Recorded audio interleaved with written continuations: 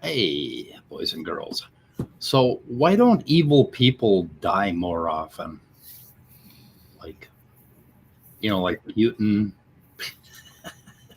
Who was that who asked the question? I think it was Johnny yesterday in email and text, or asked the same, or was that you About in our Count the Days thread?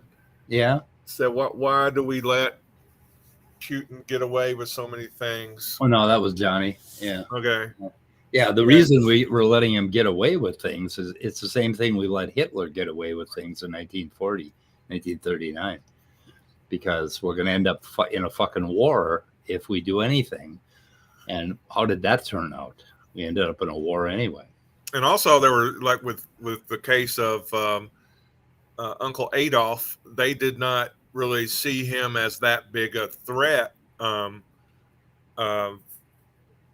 For quite a long time, there were a lot of people who were prepping to do business with Germany under Uncle Adolf long before, and they were just setting the meetings, contracts, and if you took over, they wanted to be on good terms with a leading power in the world, and that's the way business viewed it. Yeah, and I think they thought he was smart enough to keep it local and not, and just like now, we think Putin is smart enough he's not going to go any further than Ukraine, and apparently we're not going to do anything about that. So keep it local, as long as you kill people, genocide, local genocide is okay. Local genocide, no problem. Oh, whatever. Anyway, okay, so you had some questions about James' tour and his diagram? Oh, yeah. What the bleep is this? What am I looking at? I don't understand anything about this. Yeah, now I was listening to Pro Dave. He has, he started to explain this, and he said that the one on the far left, he labeled it in a way and then said what it was, but he said the wrong thing.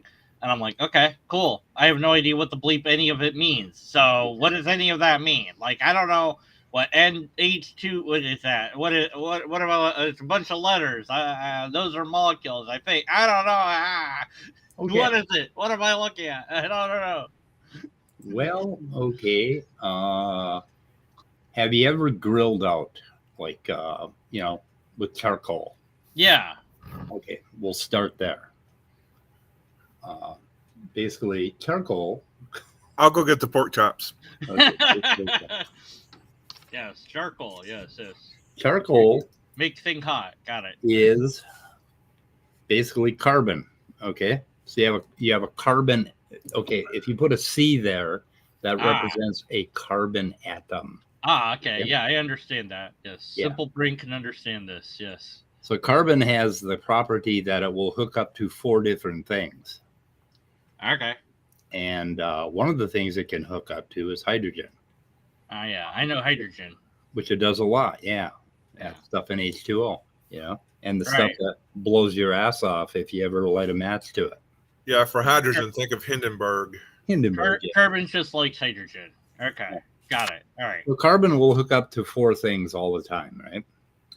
And carbon's just a slut. Basically. All right. Basically. Yes. And if you go one over in the periodic table, nitrogen, it hooks up to 3 things.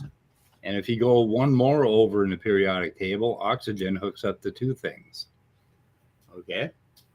And if you go one more in the periodic table, fluorine, basically, which is an F, hooks up to 1 thing.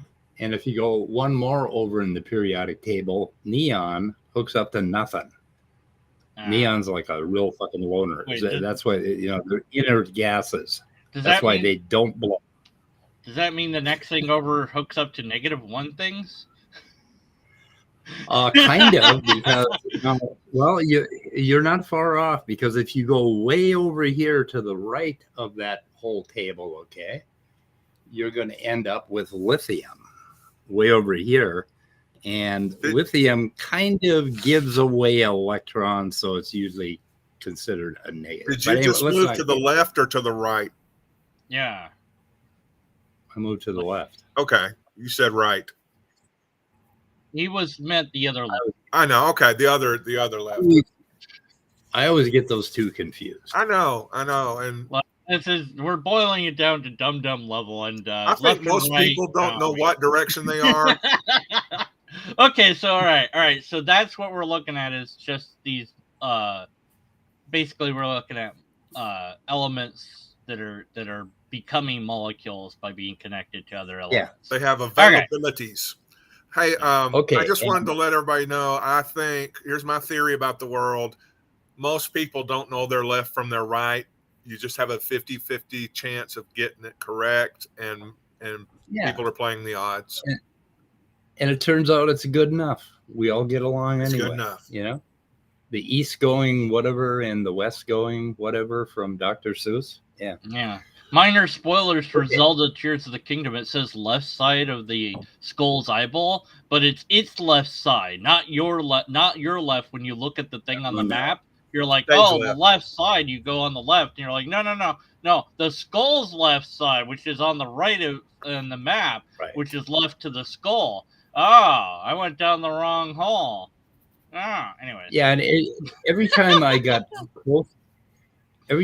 close to figuring out this complex diagram between right and left, I'd walk in the bathroom and I got a full-length mirror there, and everything just all went to hell. Yeah. All right, so we got hydrogen and we got carbons. Okay, I got it. All right, cool. Now, when God made the universe, okay, he gave carbon some really unique properties that carbon will also hook up to itself. Oh, yeah. So then it can hook up to still 3 more things. Right. Okay. Got it. All right. Right. So each element has a rule of how many things it can hook up to. Yeah. Right. So we add hydrogens to that. Right. And now we have something called ethane. Right. And if we add another carbon and more hydrogens like this, and we fill them all, we have to fill them all. We have to have all 4 here, right? You always have to have 4. Okay. So we add those hydrogens. That's propane. That's how you cook. You can't leave it. You can't leave it blank, like it has to hook up to something. Otherwise, that would be called an ion, and it would be really reactive. It would find something to hook onto. Okay. Yeah, it would be blank only for a very short amount of time, because there's is it electromagnetic? Is that the pull, the attraction? Is that the kind of attraction it is? But how negative and positive they want to join together. There's a field there that pulls on it. Yeah, that's why it's hard to keep an open ion, an open bond like that. It wants to connect, just like humans. Hydrogen wants a hug. This is a good thing. I learned my left from my right, because when I write a lot, I get a callus on my right middle finger. How about that? There you go.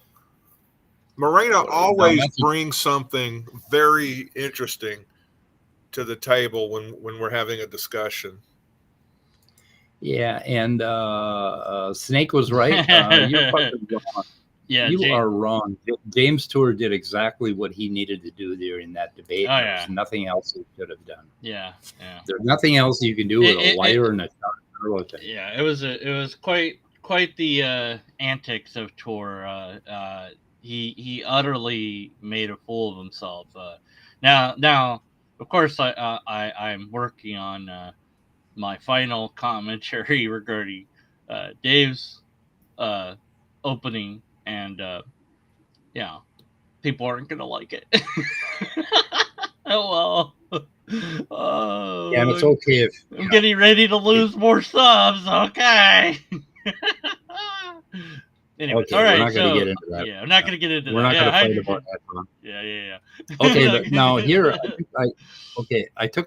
this is ethane, right? So I took the hydrogen off and I replaced it with an oxygen, which likes to attach to two things, right?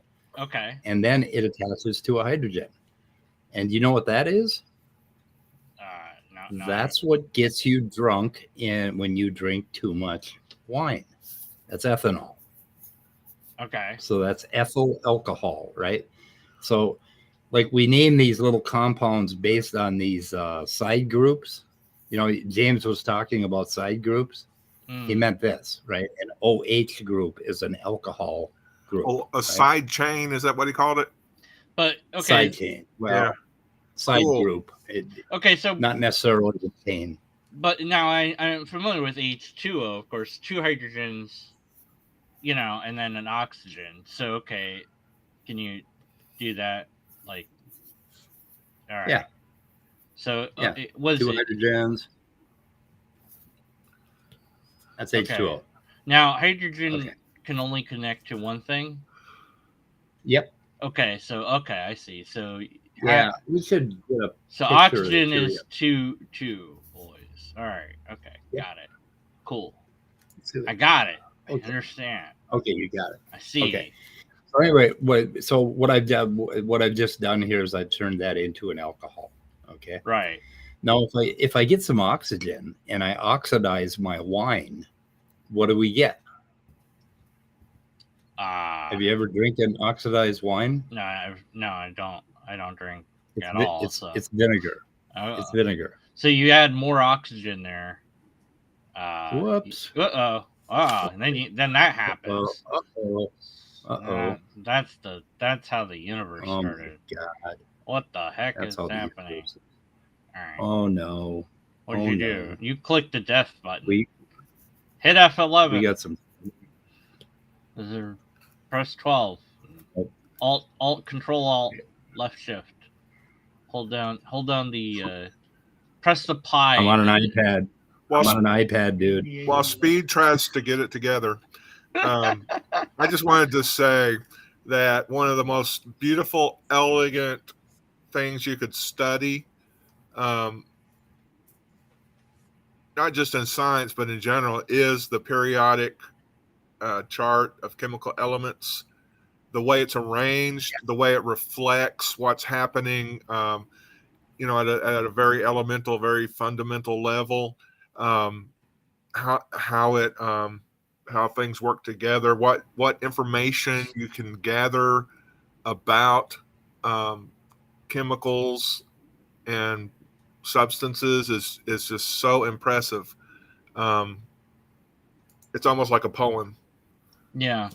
Yeah, you see that second row. Okay, the first row, you see the hydrogen up there on the left. There's the hydrogen, right? Right. And then Way up at helium, the top. yeah. Okay, that's hydrogen. Way over to the right, we have a helium, right?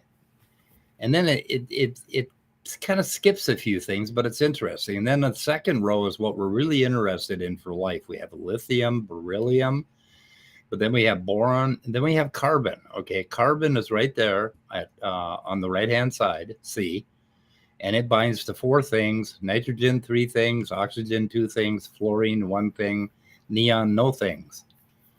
And the reason that we put helium in balloons is because hydrogen, really reactive; helium, no things, doesn't bond to anything. Okay, hydrogen, lithium, sodium, potassium, those fucking things are so scary that if you touch them, they'll burn your fucking hand off, right? But you over here, helium, neon. Anyway, and then you go down one from carbon, you go down to silicon. Silicon also bonds to four things, and then germanium, and etc. And so the periodic chart is laid out according to how many things they bond to. It gets a lot more complicated when you get a little further down, but that is all you need to know about chemistry. Right. So we could have hypothetically had life with silicon instead of carbon because they both four because things or because that extra it has an extra shell. It's like it has an extra shell between it and the nucleus, and that makes it behave a little bit differently than carbon. So it's not as likely to bond to itself in complex ways like carbon can. So that second row of that table is just absolutely poised for life: carbon, nitrogen, oxygen. Okay. Yeah, and that's just very like people go, well, why is it that way? And it's just like that's just how it is. It's just it's quantum mechanics. Yeah, they figure that's out how it worked because it do. That's what it do. Yep. Okay. Okay. So before I hit the wrong fucking gesture on my iPad, we just took a hydrogen off here, right? And this is ethanol, and I'm going to oxidize the hell out of it. So I'm going to put an oxygen, and I'm going to have 2 bonds going to the carbon. So I have 1, 2, 3, 4 bonds, right? Okay. And that is called. Go ahead. Okay. Why oxygen has to connect to 2 things? Why? Right. Why? But it's only connected to 1 thing. So. Now, right now, it's connected to carbon and then hydrogen over there on the right. Yeah, but I'm talking about the one on top there, the one with 2 lines. That's called a double bond. Yeah, I forgot to erase the hydrogen. Okay, 2 hydrogens are gone. So now that carbon is hooked to 4 things. It's hooked to a double bond to oxygen, which takes 2 of its bonds, and then 1 bond to the other oxygen on the right, and 1 bond to the carbon on the left. That's called acetic acid or vinegar. And vinegar is what happens when your wine gets left out too long. It will oxidize and turn into vinegar. Okay. And it's a real problem in the wine industry. When you say connected, like there's two connectors. Bonds. Yeah. Okay. Yeah. So but why can it bond to something multiple times, or what's the rule on that? Like that depends on a whole lot of quantum mechanics again, and bond angles and things like that, but it's not, it pretty much like carbon can do it too. Okay. So this is ethene, basically. Can it bind to itself 4 times or it 4 I don't think 4 times it ends up being just way too stretched. Now if it binds to itself 3 times, right, like this, with 2 hydrogens out here, we have something called acetylene gas, right? The stuff you use to weld things.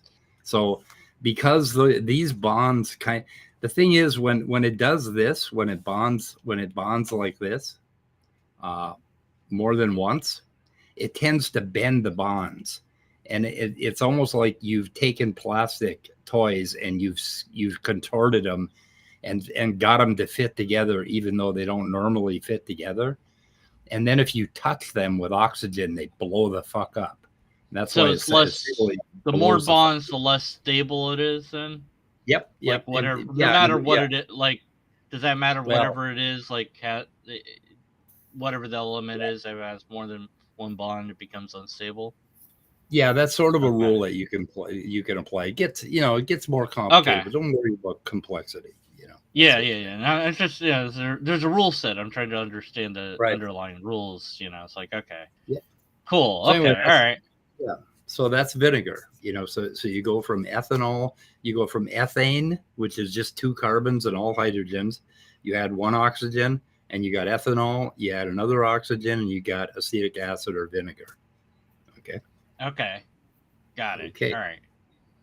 Okay. So we're going to go back a little bit here. And I just want to get to something before it gets confusing. So we're going to go back here like that.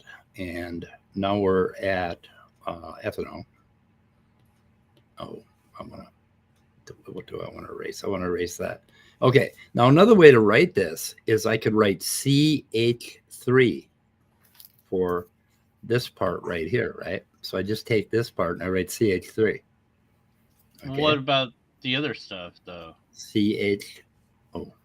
Gotta have a pen. CH2. and then I write an OH. So you've seen that, right? Okay, so that would all be one. One They'd all molecule. be one. Yeah, they'd all be Yeah. one word. Yeah. I don't know what to call it. One sentence. Yeah. The bonds are implied right here, right? They're Right. implied. Right. Okay. They're all Because they're implied. next to each other. Right. Right. Okay. Right. I got it. All right. I Okay. see. There's something else we could do, and that is Why couldn't you write it like 1, 2, 3, 4, 5, 6, H6 that too. C2O1 or something like that? Yeah, Can you that's write it called like that? Or? the empirical formula. So it'd be C2 H6O. So you've seen Okay. that too, right? Yeah. Okay. So we've seen all these things. CH2OH.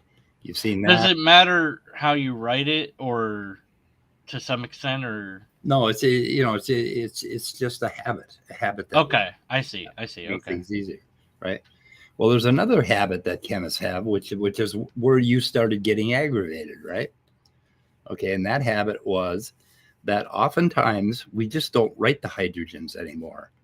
We just write them where they're important. It's important out here to write that hydrogen, but these hydrogens we're leaving out. We're just not writing them, right?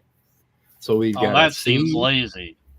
Why did It you get is. lazy all of a sudden? Stop that! Don't be lazy. No, put it back. No. If you want to impress your friends and enemies, okay, you'll kind of indicate that they're well. Let me go a little bit further here, and we'll do a 3-1. Okay, so we got 3 carbons, right? And we haven't We're going to get rid of the little hydrogen things because we're not even going to fucking think about them. We don't give a shit about the hydrogens. Nobody likes that shit anyway. Okay, so we got 3 things, right? But if you want to impress people, you would go like this, because you want to indicate that these bonds have angles, right? Like that isn't what the molecule looks like. The molecule has angles, so you want to write it like that. What is angles? What do you mean angles? What? Where did I that? Because what? Why angles? Okay, molecules. Okay, there's atoms. They're shapes. Right. Okay. Right. Yeah. Okay, let's go look this up, because you have the kind of mind that's just gonna keep. Yeah, I know. I'm just like, but what about this? Sorry. Look, I'll understand it at some point. It's gonna be stupid until then. Okay, let's go look at this. Images. Ooh. Yeah. Okay, I know that little. Okay, right. You see, it's a tetrahedron. So you see the one, the 4th image over, counting from the left. Yeah, the H is surrounding. Yeah, that's what. Okay. Oh, the 5th one is even better. It kind of shows you like the diagram of these things. Yeah. Right? So it's showing you here's another one. The blue one shows you the bonds. Anyway, but you can ignore that. We don't need to know that shit. We don't. That comes later. So don't worry about that stuff. Okay. Got a question, if it's not too disruptive. Go ahead. We know, or we represent shapes of molecules as various geometric objects and things. Yep. Do we know that simply from the folding of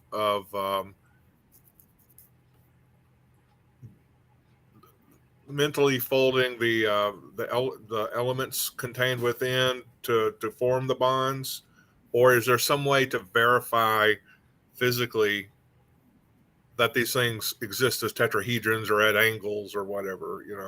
X-ray diffraction. Okay, is how they initially determined it. Now they do it more precisely with mathematics, basically. But that was a predicted thing that they would be at angles and shapes, or did they just discover it somehow? No, they kind of discovered that. Okay. Well, quantum mechanics, I don't know. Out of my depth. Okay. Out of my depth. That's fine. When you get to quantum mechanics. Okay, got it. Okay, so we're going along here now. All right. So we have the C's that are that way, and all the H's are now just invisible, because reasons. Yeah. Okay. Now this This is propanol. Okay, that's a 3-carbon alcohol. It's related to ethanol. I wouldn't drink that shit. Don't drink it. And this has an oxygen and a hydrogen. Now we show that hydrogen and we show that oxygen because that's kind of important, right? So now we can go a step further if we're really clever, okay? Like we might have a carbon here, carbon here, carbon here, carbon here, carbon here, carbon there, right? And we might have double bonds between some of these carbons, okay? Well, we're going to add another carbon, okay? So we might have double bonds. So we could write it like that, right? Or we could be really fucking clever and we could leave the carbons out and just write it like that. But then how do you know what element you're using if you're not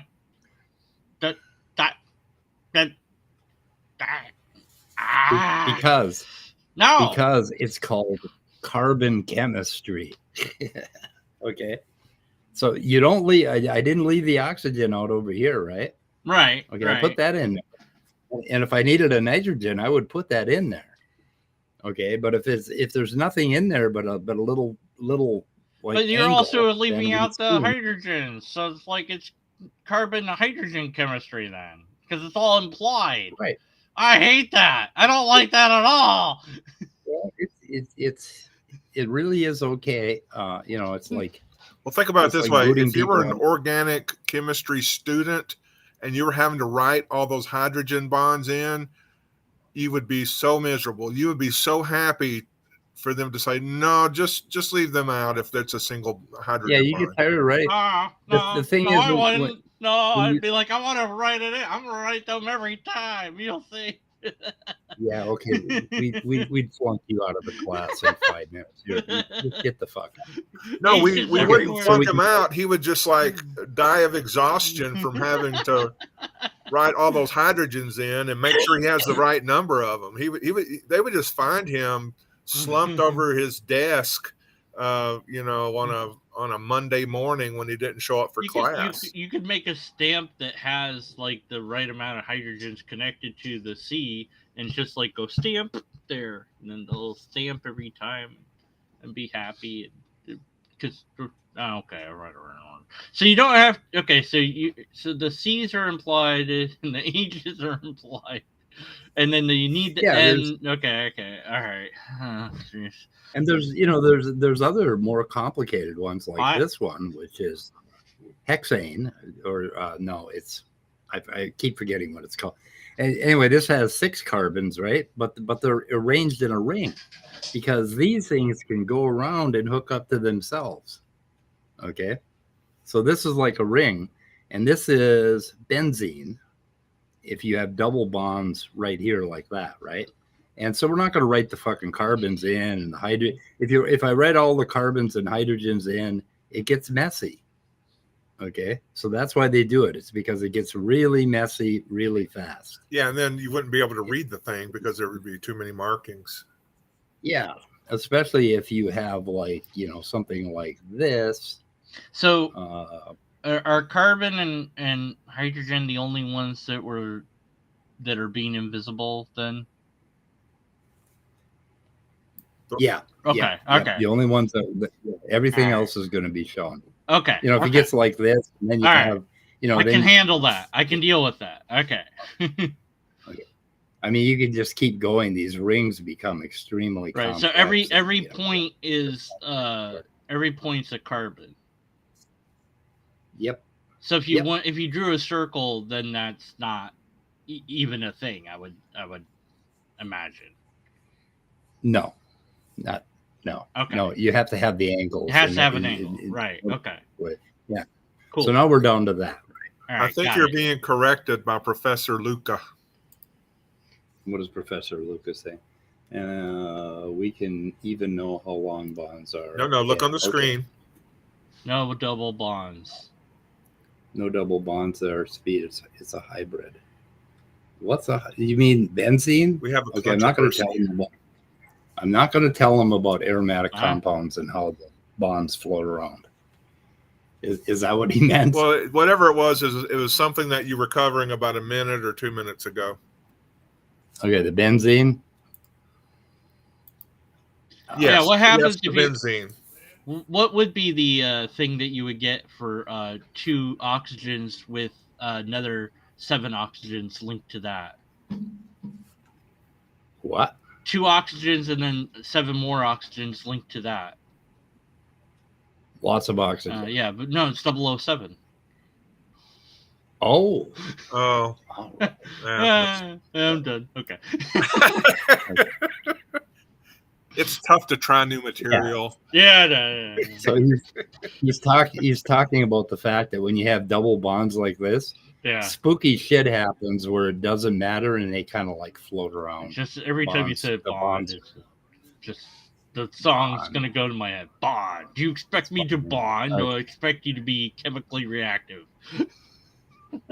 Okay. All right. Okay, Well, I got it. it's- I got it. All right. So all this is getting Everything- close to the thing that he drew. I am seeing that in my head. Right. I'm getting there. Okay. Yep.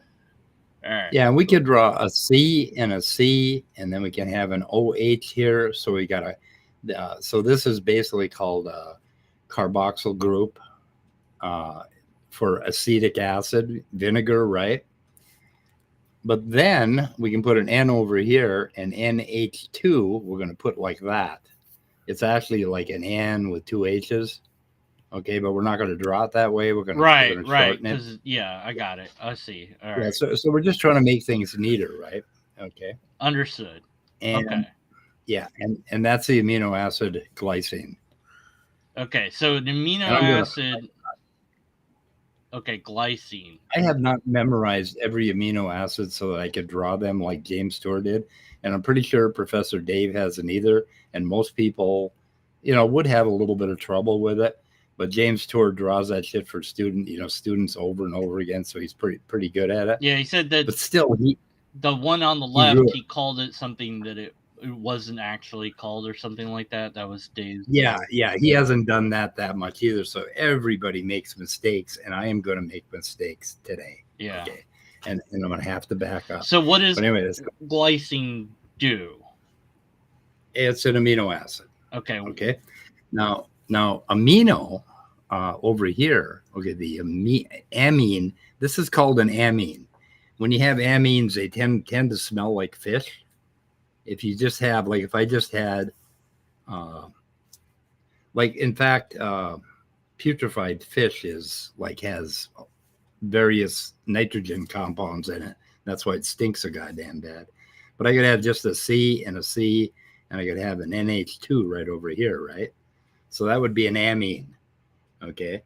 So this part over here is the amino part. So we call it amino instead of an amine, A-M-I-N-E. Are you muttering about it? Okay. And this part over here is the acid part. That's carboxylic acid, right? Okay. So that's the acid part. So amino acids have both a basic part and an acid part on one molecule. And they'll call it, Tour likes to talk about zwitterians. Okay, so it's a category of things. Is amino acids, Right. multiple different configurations,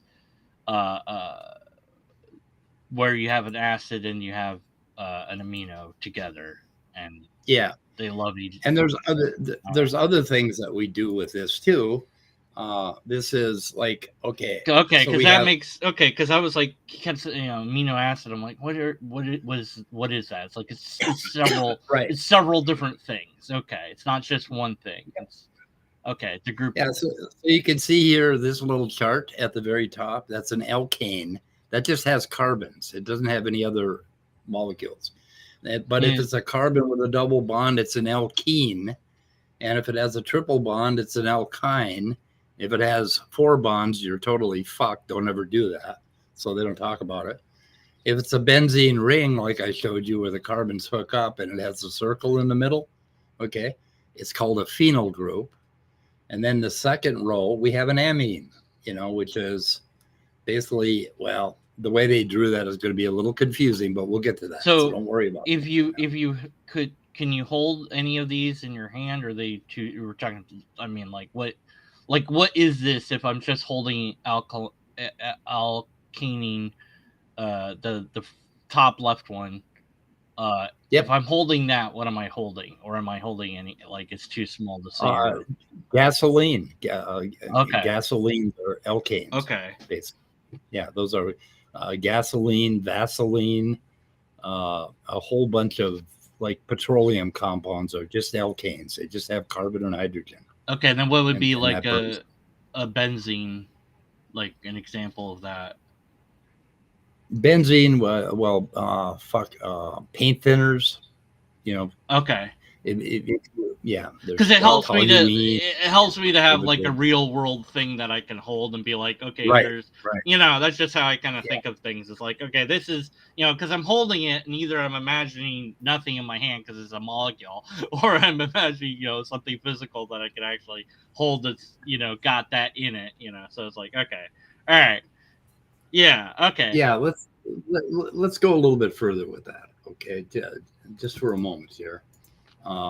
Okay, if you have this and you have the hydrogens, right? You have methane, which is methane gas, just a carbon and 4 hydrogens, which we're not going to draw.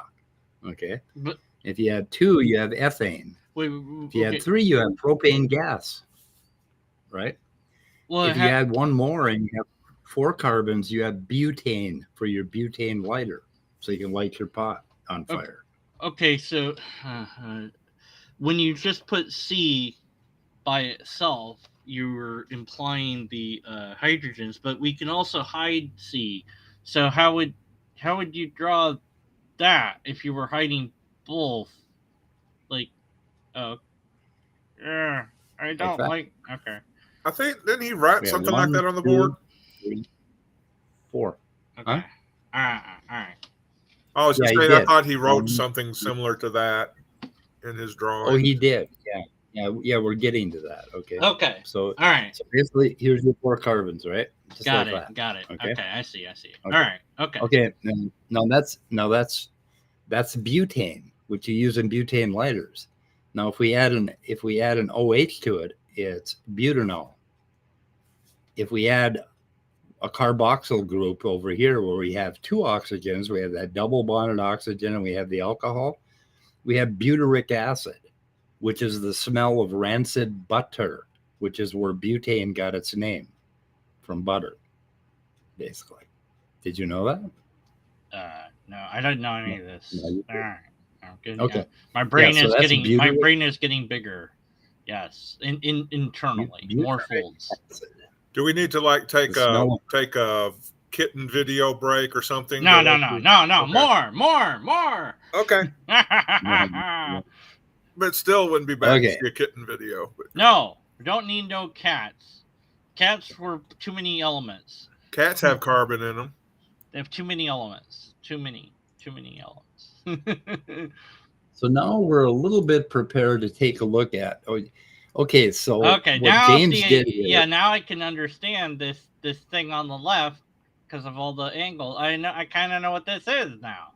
Like, okay, there's going to be carbons that are connected to these things, even though you don't have to draw the carbon. He did there. He put carbon there. I see carbon over there. Okay, yeah. Can we zoom in on the left-hand side there? I don't know if you can. Hold on a second. I gotta correct something. I actually, no, I can't.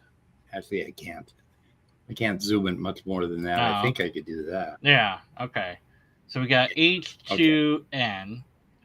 Okay, and that's connected to. That's the amine group, right? That's connected to 1 carbon. So that's hydrogen, right here. 2 hydrogens and nitrogen, right? Yep. H2N. So what is that then? That's the amine part. That's also ammonia would be NH3. So what is H2N? What is on its own is what? Just a amine part then? That is an amino group. Okay, it would be a highly charged group. All right, and then it's connected to carbon, oxygen, and 2 more hydrogens over here. Yeah, that first. Okay, if you imagine, you see the triangle, Eddie, the little arrow pointing up the triangle between the nitrogen, and then he's got a little triangle, right?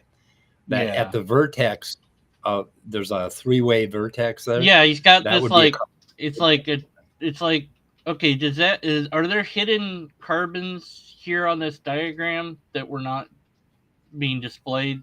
Because he's got this Yes. one line here, and so is there a carbon at the end of that line then? Yep. Okay. The right way to draw that. Now, James likes to draw he likes to draw it backwards. Because he's probably not used to biochemistry as much. But anyway, so this is what he drew at first. Okay, there's a carbon there. Right. And there's a carbon there. Okay, so there's 2 carbons there. And then he drew this, basically another carbon there. Okay. Right. And then a C. Yeah, he did it upside down, like it was the other way around. Like, yeah, I'm drawing it upside down because this is the way we typically draw it. oh, But I'm going to get to something here. Okay. I'm going to get to something. Okay. Now, another way that we can draw this thing with, like the carboxylic group, another way to draw that is OH. So people often draw it as COOH just to fuck you up, right? So, okay, so we're going to say, and I think writing it that way is cool. Oh, no, actually, he doesn't do that. He goes CO2H, which organic chemists usually draw COOH. He draws it CO2H, which shows again. What would be COOL? What would be cool? COOL. Yeah, lithium. I think is L. I don't know. Li is okay. L by itself isn't anything. Yeah, we don't have an L. There's nothing that's cool. It's cool I. It'd be an outer space chemical. It'd be like kryptonite. Okay, anyway, sorry. My brain is like, Okay. Okay, so cool. Yeah. Okay. I love the way your mind doesn't work. Like what? I want to make I want to make words out of chemicals. Okay, like Hey, Speed. We have a question. Where is it? Addressing me. Oh yeah. What program are you using? Speed would be useful for explaining the debate. What program is? I guess he's what you're drawing on. Oh, I'm using just what is it? Good Notes on iPad. But I mean, there are really good programs like I think. What the fuck are they? There are programs for drawing molecules like Cytoscape. What else? What else do I have here? Marvin Sketch is another one. ChemDoodle, I think, is another one. ChemDoodle 3D and ChemDoodle. I mean, if you wanted to draw them neater, I have a program that draws those, but you got to pay for a couple of those. Marvin Sketch, I think, is free. Is that what you're asking, Luca? I'm not sure, but I'm using Good Notes. Oh yeah, Good Notes on the iPad is what I'm using. That's what he wants to know. Okay, I got off track. Okay. So what we have here is an amino acid called aspartic acid, right? It's one of the 20 amino acids. And James called it asparagine, which is a base. And then the other amino acid he drew. Okay, so what we got to do is we got to pretend there's a carbon here, carbon there. And hydrogen's attached to those carbons. I forgot something. Okay, this is a COOH too. Okay. Now, cool. I want to give you the general structure of amino acids and explain why I'm drawing it like that. Cool. Right? Okay. So this is glycine. Okay, that's the simplest amino acid there is. There's just a hydrogen right here. Just a hydrogen, nothing else. Okay. Now all amino acids have this structure they have the NH2, they have the alpha carbon, okay, and then they have the carboxylic carbon right here. Okay. Alpha carbon, carboxylic carbon, and NH2. That's all amino acids have that same structure. And then what we do to show the other 20 amino acids, but we want to abbreviate them, we put an R there.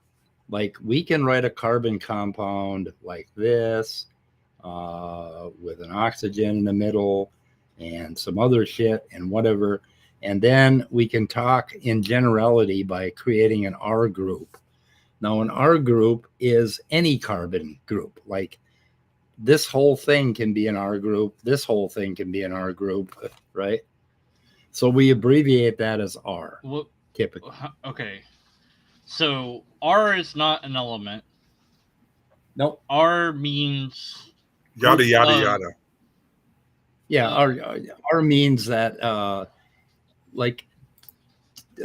to be revealed later. It can be anything. Like this is the general structure of an amino acid. So if R equals, hang on a second here. So if R equals C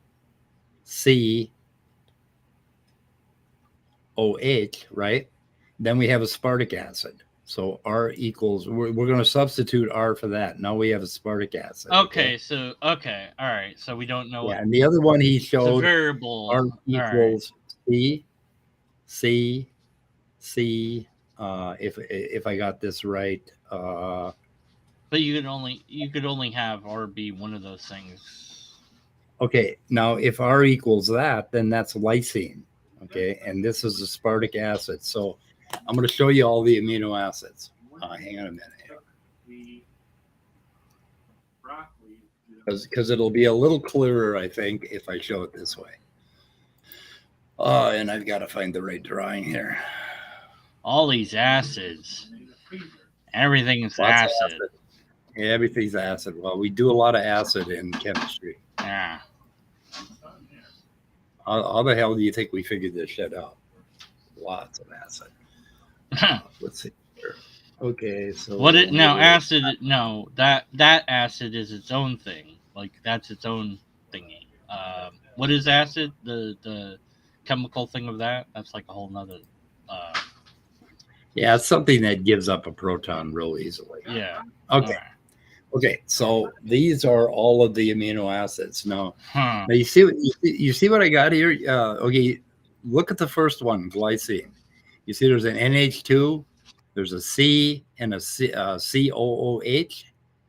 They draw it as a O minus because it quickly gives up its hydrogen because it's an acid. You just asked a very good question.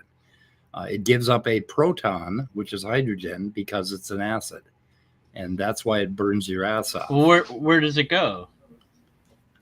It goes out into solution in the water, and it'll quickly attach to something else. I don't give up my protons for nobody. Doesn't the O have to? Oh, the O only has to attach. Okay, I want to make this touchy-feely for you. Do you have any concentrated hydrochloric acid around the house? What now? No, I don't know what that is. No. Concentrated hydrochloric acid? Go to Home Depot, get some concentrated hydrochloric acid. Put your finger in it, and you're going to feel the protons. You can feel the protons if you put your finger in. Is that the one Here at Answers in Atheism, we do not advise anyone to actually go and put their fingers in hydrochloric acid. Thank you very much. Scott is my attorney. That's the stuff that boils everything into nothing, isn't it? Yeah. Okay. Got it. In fact, if you do put your finger or any part of your body, it gets exposed to hydrochloric acid, please seek medical attention immediately. Okay. So, God, you two are in the way. I'm going to have to bounce you out of the studio so you can see the rest of the fucking diagram. Can you see it now? Okay. Yeah. It went too far. Go back the other way. Go back to the right. I'm trying, but you have to use the side. Okay, good. That's good. You have to press the mouse. Okay, here we got it. Okay. So now you see those yellow boxes, right, that are below every one of those amino acids? Yellow, blue, purple, green boxes. Right. Those are the R groups, okay? R can mean any one of these things, and that will give you all 20 amino acids. Okay. So up here on the left, we have glycine. R would be just the H. It'd be hydrogen, right? If we have alanine, R is going to be a CH3, so it's 1C. And if we have valine, it's that little triangular shaped. R, right? Okay. Do you get that? All right. Yeah, they're different. Just different acids, different things that do different stuff. Right. Got it. Yeah. Okay. And in biochemistry, I've never seen anybody put the R group pointing up. It's just kind of a convention that we usually put them down. I don't know. Maybe it's just me. I'm sure Luca would disagree with me. He's probably seen it differently. But the way James Tour did it indicated to me, I think, that he hasn't done a whole lot of biology in his life. I don't know. But okay, so now if you look on the right here, okay, the green ones with the plus charge, okay, those are basically called bases, not acids, right? They're bases. We have lysine, which is the one that he put on the right side of the board. And this is just another way to draw lysine. You see, we've got the amino acid structure, the NCC up here, or NCCOOH on top. I wish I could use my pointer. And then sticking down, we have 4 carbons with another nitrogen or another amino acid group on the bottom. Okay, that's lysine. That's on the left-hand side of the board up here. Okay, you see how James drew it? The H2N with the stairs leading up to HN2. Yeah, there's another NH2 up there. If you count those little stairs, you'll find 4 vertices, four carbonates. Yeah, one, one, two. Yeah. Okay, and then he labeled the first one on the left ASP-D, and then this one is cis-K. So aspartame? No, it's LYS. Oh, okay.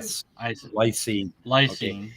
Yeah, and is that the correct label, or is that that is a correct label, and so is the one on the left. ASP means aspartic acid, not asparagine. Okay.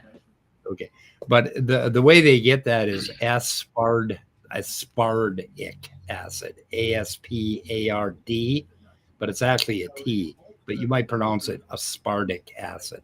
That's how you remember the D on aspartic acid. So anyway, he has those two, and what he's complaining about. What James is complaining about. Well, let's get to that. It's like, if you add these together, how do you get this answer? Basically, he's asking a very complicated, essentially complicated math question to which we might not know the answer right now. And that was kind of my thing. Is like, oh yeah, we don't know that one. Good job. You found one we didn't know the answer to. Okay, here's all the ones we do know the answer to. Right. All right. Yeah. There's I'll grant that we don't know that one. There's probably a bunch we don't know about. Okay. Yeah. There's about 200 of them basically that we do know the answer to. It's like, okay. Yeah, you got that. You got so one. Here's 2, 3. Okay, 1, 2, 3, 4, and then we go out NH2. Okay. So now what James was complaining about is this thing could get very confused. This NH2, okay, what we normally want to do is we want to take water out of here. So we end up joining those 2 amino acids together to make a protein, because that's how you make proteins. We take the C, hang on a second. We take the C, the O, and the OH, okay? And then we take the H2N, and then another C, COOH, like that. And what we do is we grab that oxygen and one of those hydrogens, and we end up with H2O. So we drag out H2O, and the net result is that we end up with, what the fuck do we end up with? Okay. We end up with a dipeptide, okay? Basically, there's going to be one H here, and it's going to hook that together. So we've hooked these. Oh my God, what the fuck did I just do? You hooked them together. They kind of like made a baby. They changed from what they were to something else. Okay. So simply by taking out water, essentially, you've allowed them to connect together in a different way. Right. Yeah, and if you look at a protein backbone, what you're going to see is you're going to see a C and a C and an N and another C and a C. Now protein. And I'm used to that word meaning something that you eat. So, are all the proteins edible, or? Yeah. Well, no. I mean, No. they might tell you. Some you'll be allergic to. Well, there might be. Yeah, proteins are pretty much edible. They're not a problem. So anyway, so now I think you can see what he was drawing, and what he was complaining about is that basically he was complaining that we have these two amino acids that if you put them together, they're not going to. They could form a peptide. We could end up with. Good notes again. Oh no, PTS. What did I just do?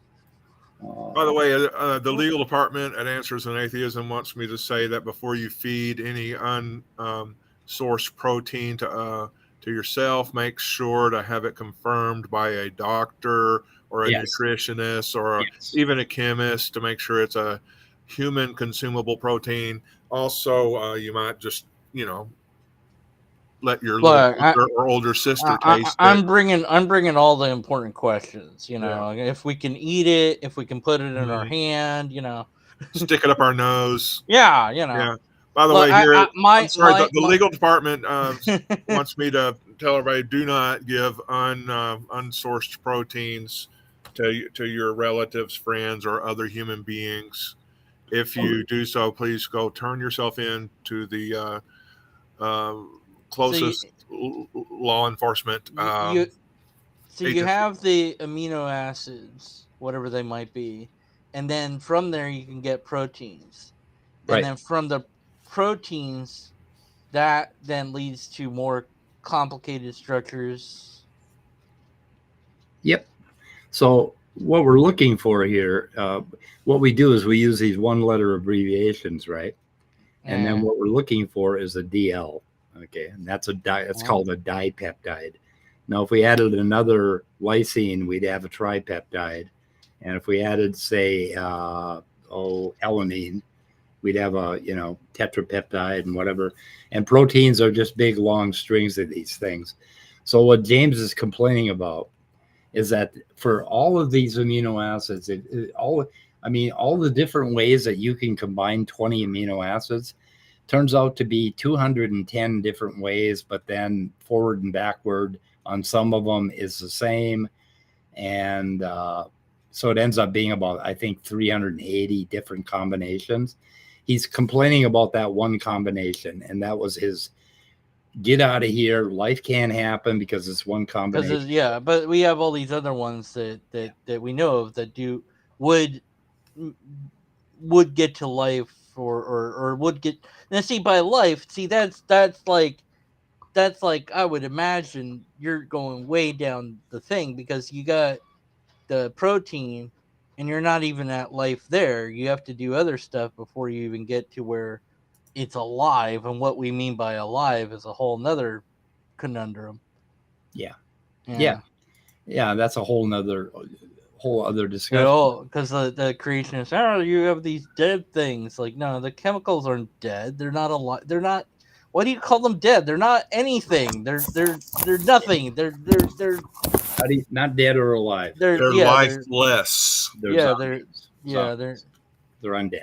They're anybody who can inanimate. There's the word I was looking for. Yeah. Anybody who can just gonna reach out and find a soda can, like a diet soda, like Diet Coke, Coke Zero, Diet Pepsi or whatever. Look on the label and see if you don't see this phenylalanine, because that looks awfully familiar, but I can't find a Diet Coke can nearby. In your Coke? Well, this thing has. Yeah. It's weird. That just rings a bell, and I associate the two. I'm not saying I'm right. I'm just saying there's something close to that.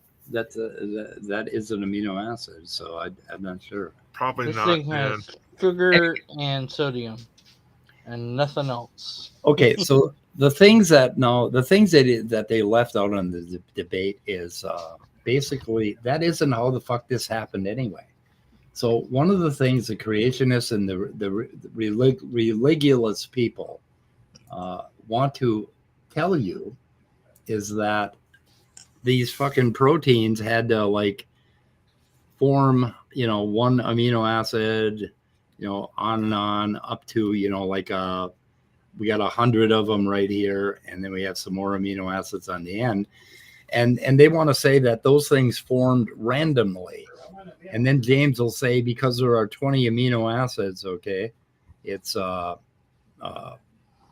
you have 100 amino acids, so it'd be 100 to the 20th power would be the number of different amino acids you could have, or number of protein. You could have 100 to the 20th protein with 100 amino acids in them.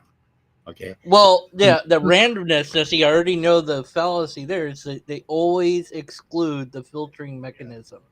They always exclude that. There is always a filtering mechanism. But it's more than that. If there were simple cells, okay, basically we would have a strand of RNA, messenger RNA, okay?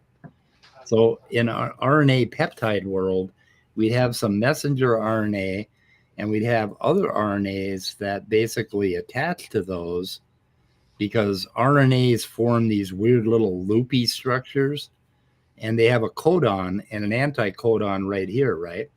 So, and the chemistry for this has been shown by John Sutherland recently, that there is it's very easy to get these things to happen. So you got another, and this is called a tRNA, or a transfer RNA, even though they are the same chemicals, okay? This strand down here is the same as these strands here, except we're showing one folded and we're showing one unwrapped. Okay, so now I know this isn't right, but I have to do it because this is just okay. RNA is its own thing. It's no longer, we're not talking about elements anymore with RNA. Right, we're talking about a molecule. Right. RNA is so complicated. Yeah, because before in the chemical thing, R was like its own, like it meant to be continued, right? But now with RNA, like it means whatever the bleep the word is. I can never. Right. Ribosonic. So like, how do you show RNA? Is there chemical? What would that look like in chemical format? Like, or do we?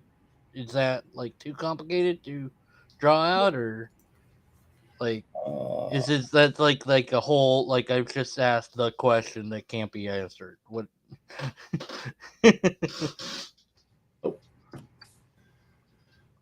Images. RNA. Yeah, there we go. Let's see. Well, let's go find. Okay, right here. This one. All right. Okay, the one on the right. Yeah. Okay, that's how you would draw basically one nucleotide. And if you want to look at RNA, it would be a whole bunch of nucleotides hooked together. There are 4 of those, and of course, we give letters for those too. Oh God, we love our letters. We no letters. More. Look, we got, but okay. ATG. Okay. But how do you know? Like, okay, when you're doing this, how do you tell somebody that's reading it, like, okay, I'm doing the chemistry and doing all the letters for chemistry, but then I write RNA. Like, how do I write that they know that I'm not talking about chemicals anymore? You know what I'm saying? Like, well, by this point in the class, you've either gotten that or you didn't. Well, but no, like, I mean, we're abbreviating a whole bunch of stuff. I'm not picking on you. We're abbreviating a whole lot of stuff. Okay. Yeah, no, it's just like, oh, what chemicals are? I don't know anymore. Yeah, there are more acronyms for chemicals than right. Than you want to hear. If you see RNA, you just kind of know that you're talking about the molecule and not talking about chemicals anymore, I guess. Yeah. I would have had like something that you would put around it like a bracket or something to denote that it's a molecule. Yeah, well, yeah, after a while, you don't need that. Well. Okay, but now what I'm trying to show you here is that these things will basically attach an amino acid, which I'm going to abbreviate AA, right? And another amino acid here, which I'm going to abbreviate AA. And so we've read two different codons down here, this is information encoded in RNA. And these two things are going to condense together and form a protein or a peptide, a dipeptide, right? So in basically peptide RNA world, we're not relying on proteins just randomly forming and turning into enzymes. That's not how life happened. It was more complex than that, and it involved information that's encoded in this RNA strand, this mRNA strand right here, right? That is info. Okay, those things. So that's where your information is. And what happened very early on, for one thing, we didn't have those 20 amino acids. We probably had either like 5 or 6 of them that worked, or we had hundreds of different ones. We don't know what the fuck happened. And one could say we're clueless about what happened way back then. So Tour is right in a way, but that isn't, he's saying we're clueless, and he wants his audience to think we don't even know the first thing. Well, we know a million things about abiogenesis. There's a lot we know. There's a lot we don't know. Fair enough. We don't know, right? But we don't know. It's not like, yeah, that's what I said. This is an easy question to answer. It's like, no, we're not clueless. Here's all this stuff that we know. There you go. We're not clueless, because clueless means a thing. A clue. Yeah, nitwit. So it's like, and it's like, oh, by clueless, I mean blah, blah, blah. No. You already lost the debate because you changed the words. You should have formulated the question at hand better, nitwit. Right. I don't know who decided. I think Tor decided that question. Actually, well, you're talking about the thing, is Origin of Science clueless? Yeah. That was actually Dave's idea. Because what's his face always repeated it over and over, and so he Tour says it all the time. So James Tour or Dave Farina. So Dave. Oh, well, I would have never agreed to that. See, then Tour's stupid for agreeing to that question. No, he thought he could pull it off. Yeah, and I think Dave twisted his arm somewhat too to insist that was the title. Yeah, but it was fair that he did, because Tour on his videos is always saying clueless. Yeah, clueless. It's just, it's just fucking amazing. Okay, so we certainly know a lot of things. So the diagram that he drew is like, yeah, okay, that's a mystery. We don't know that one thing. Sure, okay. Here's what we do know. And so I get it now. Okay, now I understand what he drew to some extent. And then the problem is simply like how those two things would form the other thing, like what we would take apart or add on to get the next step, which I'm sure that like there's a way to diagram it out. Whether or not we can do it experimentally, I don't know.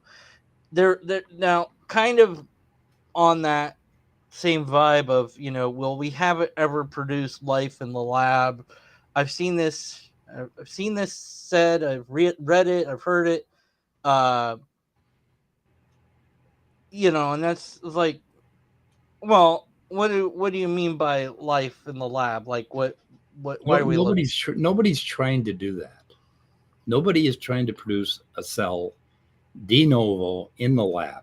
Okay, we're trying to figure out what the fuck happened on the Earth, which is very complicated, and the goal is not to mix a bunch of chemicals together and have a leech crawl out of it. That never has a goal, or even to create a cell. I mean, it's just not our fucking goal. There's no way to do that. Because it would take too long. Wow. It took 500 million years, for Christ's sake.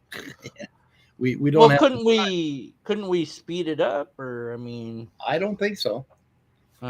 I don't think there'd be any way to start from scratch and go all the way to the cell. And I already know what would happen even if we did that, because years back I talked to Matt Slick, who I don't know if you know who that is, but anyways, I was like, I know that they've used evolution for a guiding principle in designing airplane wings, for example. Oh yeah. And he's like, aha, so it's intelligent design.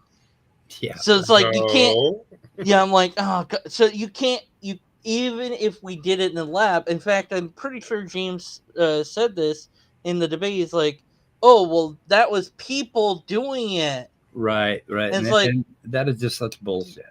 Because what do you want us to do? Like, how else are we supposed to make a experiment other than for people to make the experiment? Well, they want us to shut up, quit thinking, and just praise Jesus. Yeah, it's just okay. Magic did it. Okay, yeah. What they're doing is they're using an equivocation on epistemology and what it means. Yeah. Humans understanding things mean that humans have to interact with things in order to figure out what they do. So that's what we're doing, is we're interacting. Like trees basically photosynthesize all by themselves. But in the laboratory, if we want to find out what they're doing, humans have to get purified chemicals in a laboratory setting and do one step at a time to figure out. It's a no-win, though. They'll just say the day that we do that or whatever, they'll be like, well, it took intelligence to do it, so it's intelligently designed. It's like, shut up. It doesn't matter. Doesn't matter because they'll never. Sent me these two pictures here, and now I can't verify this, but the one on the left is James thinking about his pornography addiction, and the one on the right is after he's done. Okay. So I cannot verify that. I am not standing by that. I did not. That is not from me. Anyway, just so you know. Okay, so I imagine it would be Rule 34 at Cells at Work. Now here's another really okay. Cells at Work is an anime about. Oh, never mind. Okay, here's another picture of basically a generic amino acid, and you see that R, that's the side chain that we're talking about. Yeah, right. And the carboxyl group and the amino group.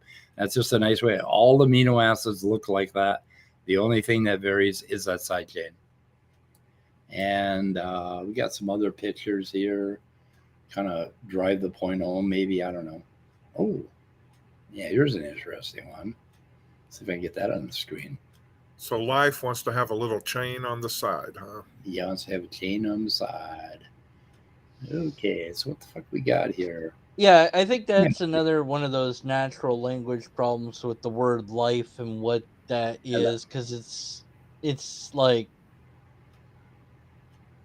there's a definition or two of it. It's like, what does it mean to be alive?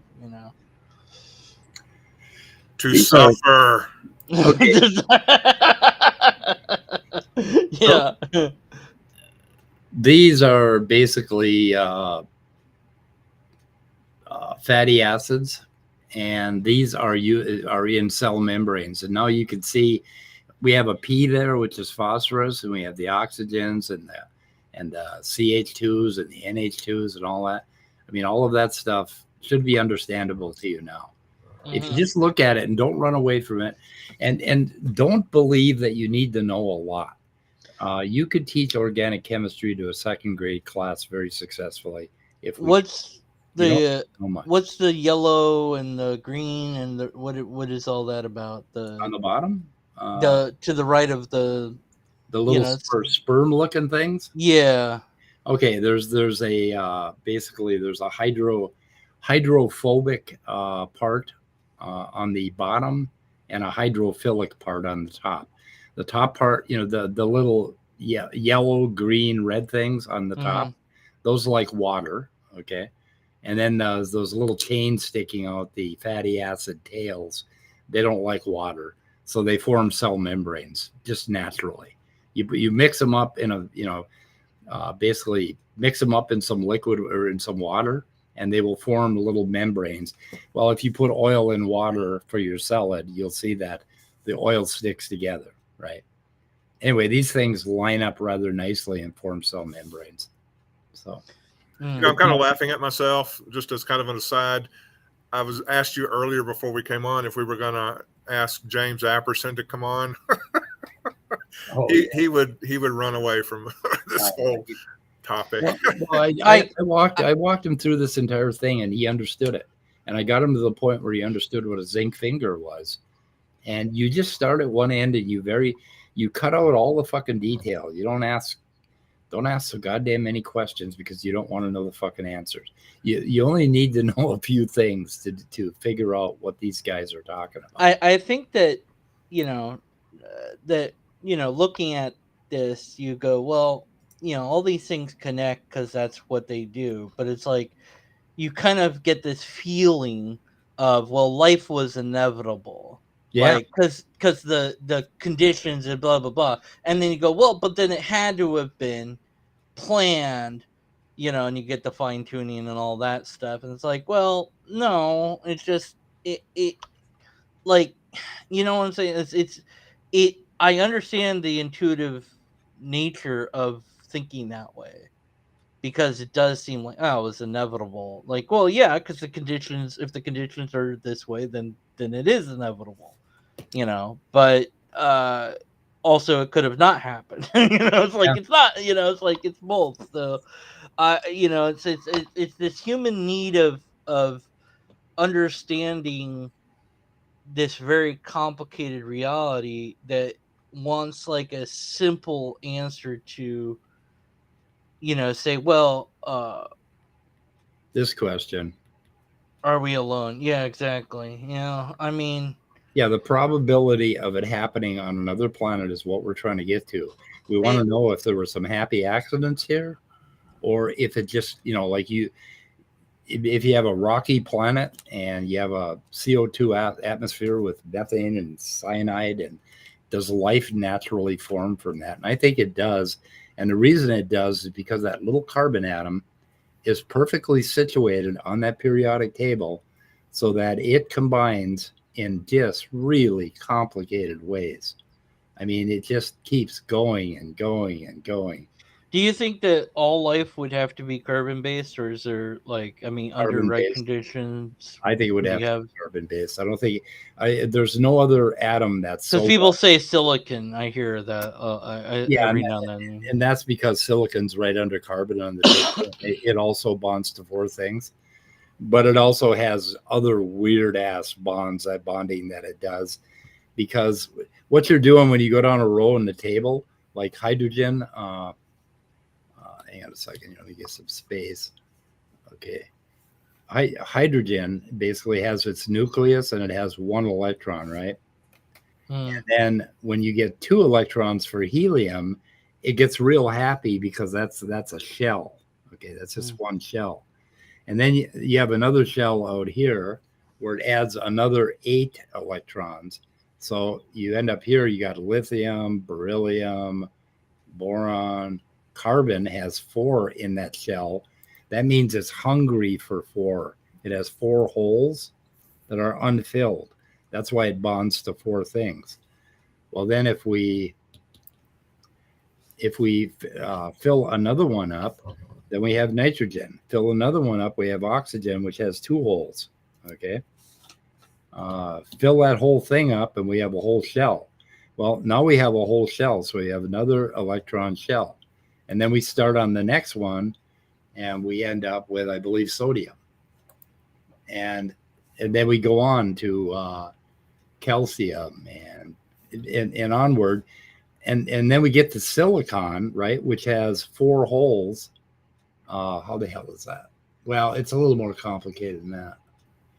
But anyway, there's another shell. But the problem is that this shell will insulate the nucleus in an odd way so that different things start to happen out here. And when we get to that third shell, quantum mechanics, it's a little more complicated.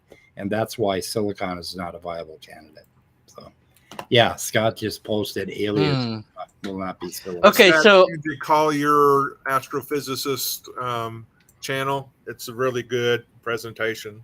Yep. So there are 5 hidden carbons on that A there, and several different hidden hydrogens, right? And then the R is to be filled in later, and then there's several carbons on the E there. I'm reading the letters. Okay. Okay, yeah. Yeah, so there's carbon everywhere. Like I said, I absolutely love the way your mind doesn't work. Hey, look! I learned a thing, and now I'm going to use it. I know, and now it's going to get scary. Yes. Yes. All right. Well, I think I understand, some of it better than I did. So that's good. Thank you. I appreciate it. I hope other people got something out of it. Maybe they already know all this stuff. I don't know. But it kind of makes me think the way that elements connect and whatever makes me think of logic gates in a way. Yeah. Where and so there's a fundamental rules to all these things, and this is just how it works because it does, and that's just what it do. And there may or may not be a why. There's always a how, but why is it's kind of. Are you familiar with Cell Cordova? Do what now? Cell Cordova? No. You aren't familiar with Cell Cordova? Lucky asshole. Are you kidding me? I don't think so. He's like he's a creationist who's all over the fucking place. Cell Cordova, Evidence and Reasons channel. Rebecca, he's always on with Rebecca. You don't know Cell Cordova.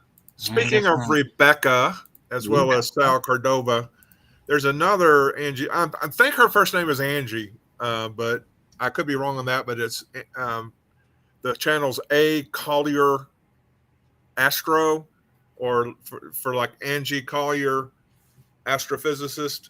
She did a video yesterday called "Dark Matter is Not a Theory," and yeah. So I would encourage people to go check that out, because one of Rebecca's debate tactics is to say that dark matter is a scam and that it's not real. It's just physics is such a failure because they don't acknowledge God that they had to come up with dark matter to explain things. Well, that's just not true. That made me think, for whatever reason, this person had said that atheists, all of us atheists, believe in the multiverse, and so I wanted to improv a poll to see how many of us actually believe in the multiverse, because I don't believe in it. I believe in the Spider-Verse, but other than that, I don't. It's like, no. If you did a poll, I'm pretty sure that most of us wouldn't say that we believe in it. It's a possibility, maybe, but definitely. It's like, oh, look, they believe in it, and it's like, no, we don't, because the guy wanted to be like, oh, look at all these things that atheists believe, and I'm like, no, we don't believe in that. We don't believe in any of this stuff. Sorry. So this is A. Collier Astro. And this is her channel, and this is her video, and I linked it in the description. She's a PhD physicist who does astrophysics of some sort. I know that dark matter is not a theory. I watched his videos. Where's my rim shot thingy? It's called a drum. All right. Dark matter is something we observed that fell out of basically the measurements that we took, and we had to come up with it's like, okay, there's something there. Okay, we observed a behavior and we had to postulate something there, and we don't know what it is yet. So not a theory, it's an observation, and that's what Rebecca's got all wrong. She thinks we made it up so that some model fits. No, we had to basically postulate it because that's what we observed. That's the behavior we observed. There's something gravity happening that we can't explain, that sort of thing. Grayson, Based Theory, is in the side chat, and he comes out on the multiverse side. The multiverse is the most sensible explanation, I'd say. No, I just don't buy the multiverse at all. I mean, it could be. I don't, but my point is, it's not like if you did a was skill poll, which would be interesting to do, Like I very much doubt that there'd be like a lot that would say they believe in it, because it's one thing to say it's a possibility, sure, or that it's a good explanation or whatever, yeah, sure, but it's another thing to say that you actually actively believe in the thing as a thing. But he was just doing it. The guy was just doing it to equivocate, because everyone has a belief and we all have faith and da da da. It's like, no, you're wrong. And of course, he didn't believe in abiogenesis. We've never made life in the lab and all this other stuff. Like,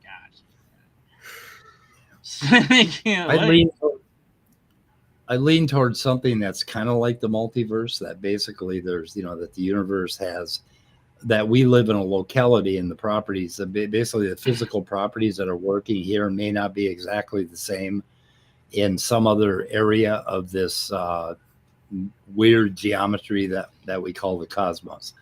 But I don't believe that there's this branching, every time a particle can't decide which way to break. So I don't know.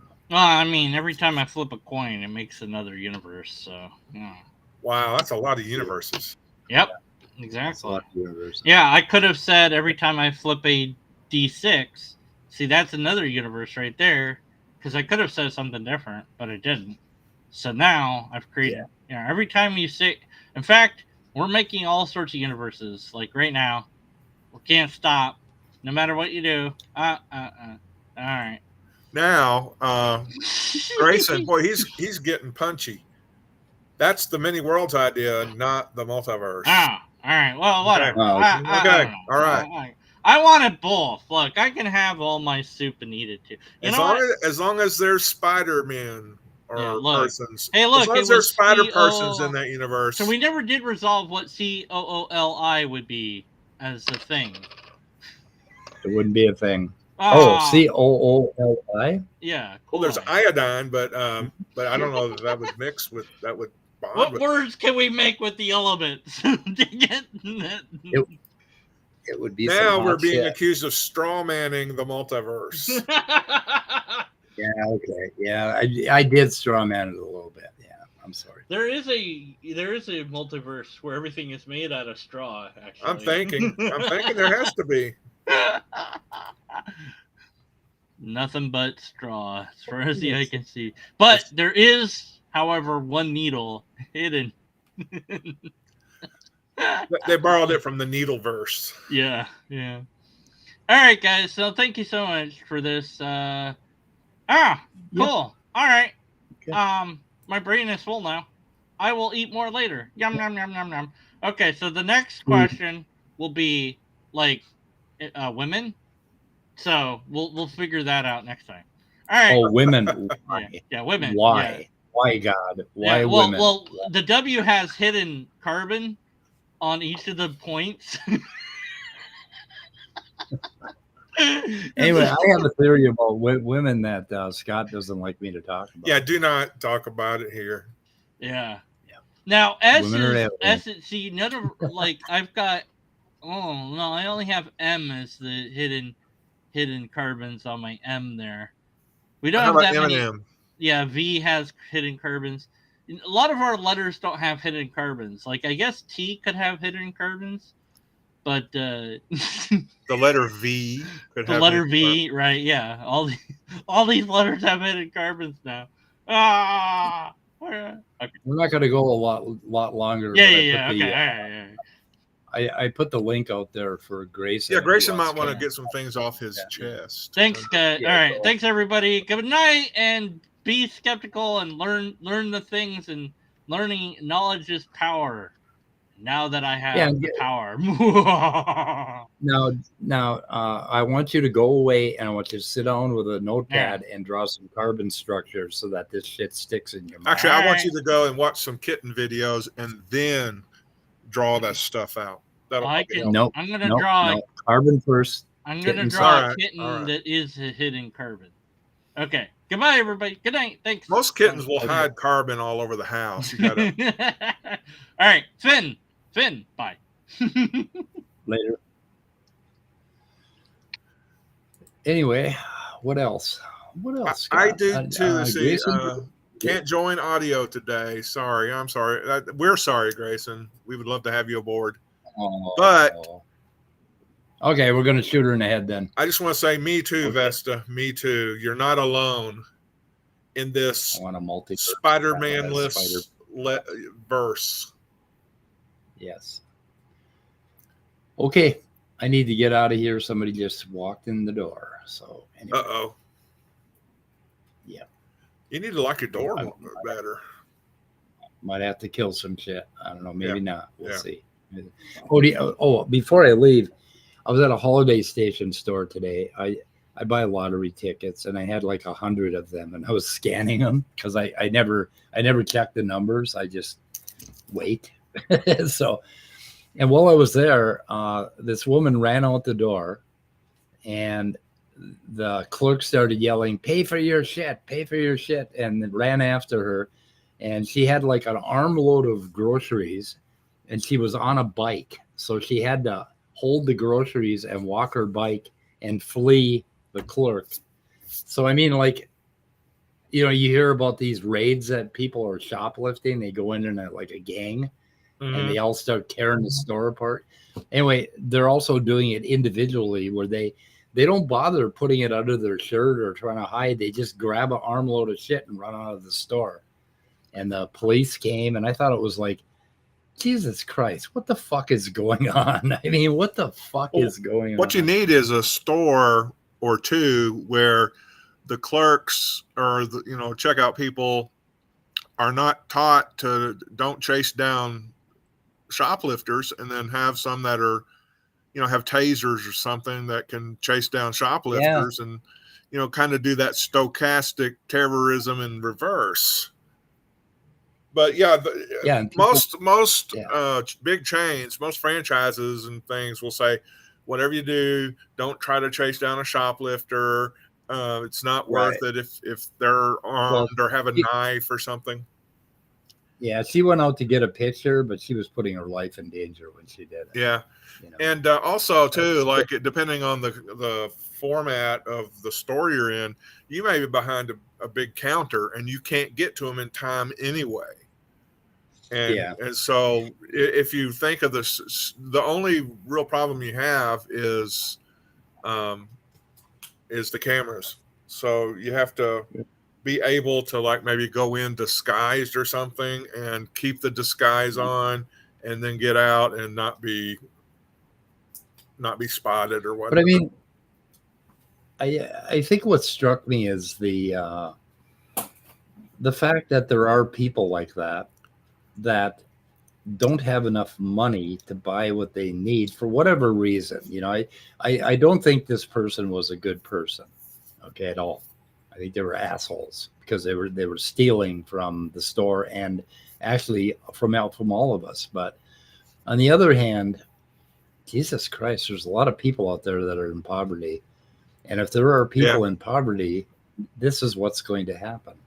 Yeah, that's a pain. And then what the power structure of the cities, the states, and things like that will mount up against them rather than work for them to bring them out of that. And there's a lot of wealthy and middle class people that are stealing stuff too, just because their lives are so empty and need a thrill. Because I got to get out of here. Okay.